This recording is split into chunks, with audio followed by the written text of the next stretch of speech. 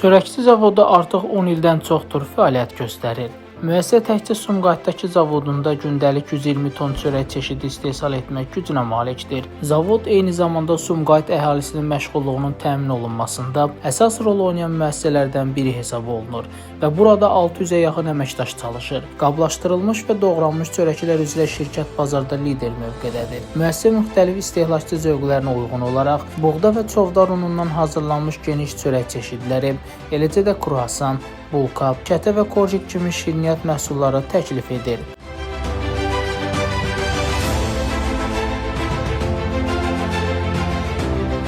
Çörəkçi zavodu ISO sertifikatlarına malikdir və məhsullar tam gigiyenik şəraitdə hazırlanaraq qablaşdırılır. Zavod Almaniyanın müasir avadanlıqları ilə təchiz olunub.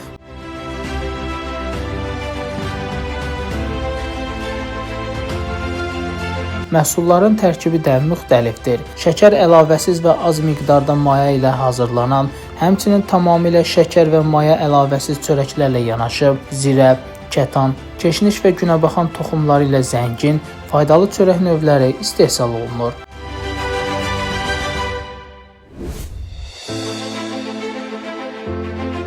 Şəmistan Fikrətli, Elbrus İsmailov, Bugün informasiya proqramı üçün.